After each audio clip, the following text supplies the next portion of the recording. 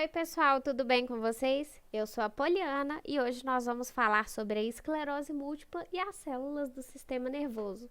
Você sabe o que isso tem a ver? Se você não sabe, continua nesse vídeo.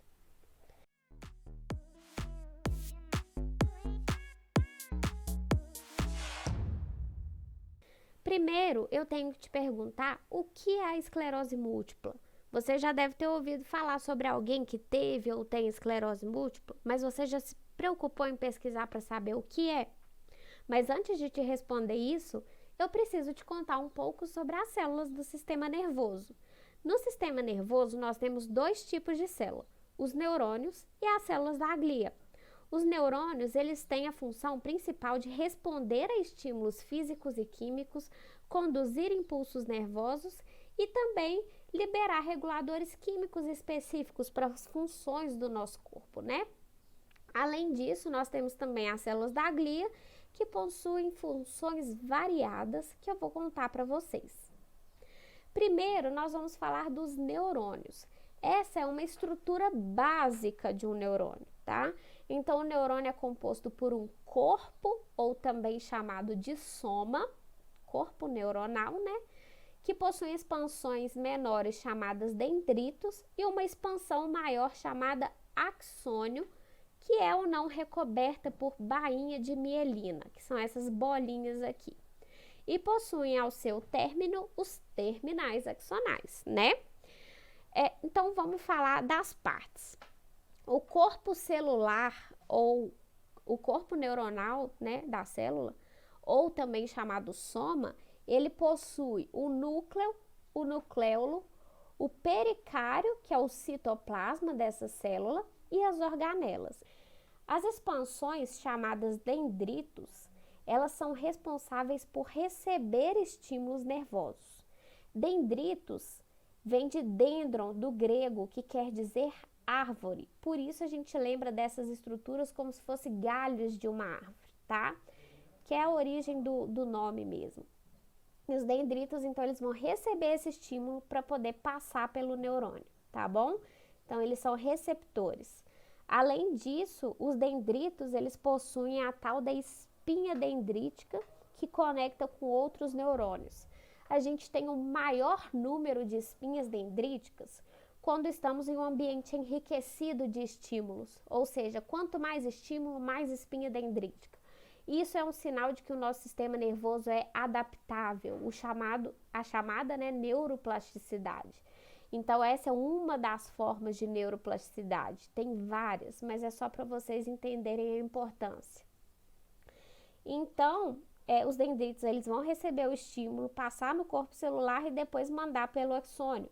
O axônio, a função é unicamente transmitir, conduzir esses impulsos. E esses impulsos no axônio, quando tem a bainha de mielina, são impulsos saltatórios. Por quê? Porque a bainha de mielina é um isolante elétrico. Entre a bainha de mielina, né, nós temos espaços que são chamados nodos de Ranvier. Então, o impulso ele só vai passar onde não tem bainha de mielina. Por isso, a gente chama impulso saltatório. É uma forma de acelerar esse impulso nervoso. E nós temos também os terminais axonais. Os terminais, eles vão mandar, né, o estímulo desse neurônio para um outro neurônio. Então, ele vai conectar com outro neurônio. Só que essa é uma estrutura básica. Nós temos vários tipos de neurônios. Nós temos neurônios multipolares, que é o que a gente viu no slide anterior, que a gente tem vários polos. E os nossos neurônios motores são basicamente os neurônios multipolares, tá bom?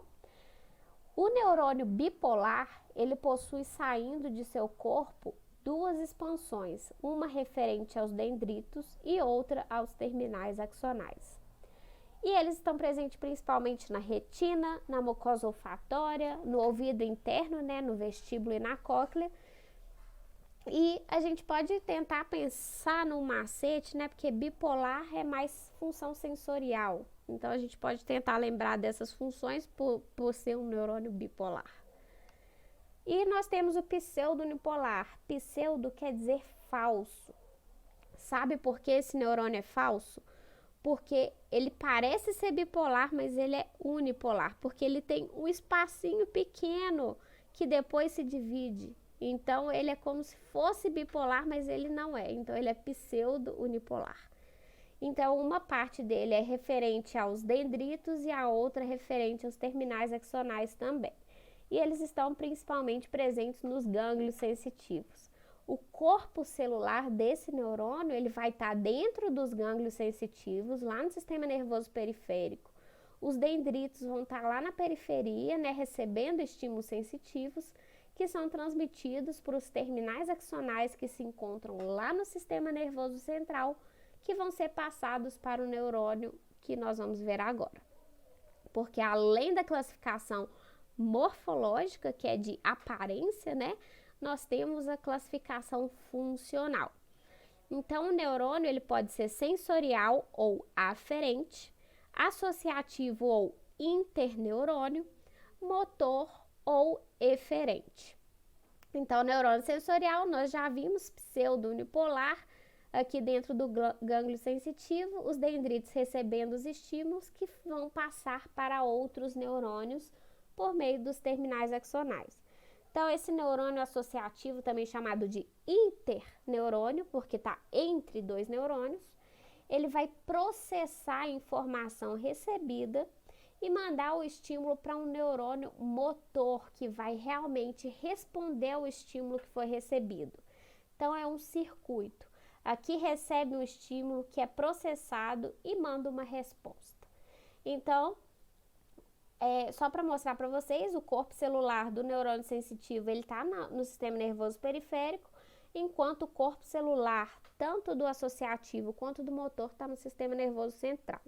Se você parar para pensar, como que o neurônio motor vai mover o dedão lá do pé se o corpo dele está lá no sistema nervoso central? O axônio dele é grande? Sim, o axônio dele é grande, tá? O axônio varia de tamanho e ele pode chegar até para mais de 1 metro, tá bom? Então, os axônios, eles são grandes. E nós temos também os neurônios que são chamados de neurosecretores, que vão secretar substâncias na corrente sanguínea. Eles estão presentes como, por exemplo, lá no hipotálamo. Então, eles liberam substâncias para a corrente sanguínea para agir nos órgãos do nosso corpo, tá bom? Além disso, só para mostrar para vocês, vocês já devem ter ouvido falar de substância cinzenta e substância branca. Substância cinzenta é cinza porque ela contém corpos neuronais. E a substância branca, ela é branca porque ela contém axônios. E como o axônio contém bainha de mielina, e a bainha de mielina, ela é formada por lipídio, né, gordura, que é esbranquiçada, essa substância é chamada substância branca, ela é bem esbranquiçada mesmo. Aqui só para mostrar para vocês que os axônios, eles se organizam no sistema nervoso central formando tratos, no sistema nervoso periférico formando principalmente nervos, tá? Então, os axônios se organizam em vários feixes para formar um nervo, assim como um fio elétrico. Então, só para vocês verem como que é organizado, né, esses axônios. Então, nós vimos os neurônios. Agora, nós vamos ver as células da glia, tá? Que são o segundo o item que a gente falou, que é o sistema nervoso, ele é composto por 2 tipos de células, os neurônios e as células da glia. Então, vamos falar primeiro dos astrócitos. Os astrócitos, eles estão ligados aqui nos capilares, tá vendo? E eles são localizados no sistema nervoso central. E você já deve ter ouvido falar da tal da barreira hematoencefálica. E hemato vem de sangue, encefálica de encéfalo. Então, esses astrócitos formam essa barreira, porque eles controlam a entrada de substâncias do capilar para o encéfalo. Então, ele forma essa barreira. Além disso, ele controla a composição de potássio, captação de neurotransmissores, reserva de glicogênio, tá? Mas a principal função dele é a formação dessa barreira. Os oligodendrócitos e células de Schwann são produtores de bainha de mielina.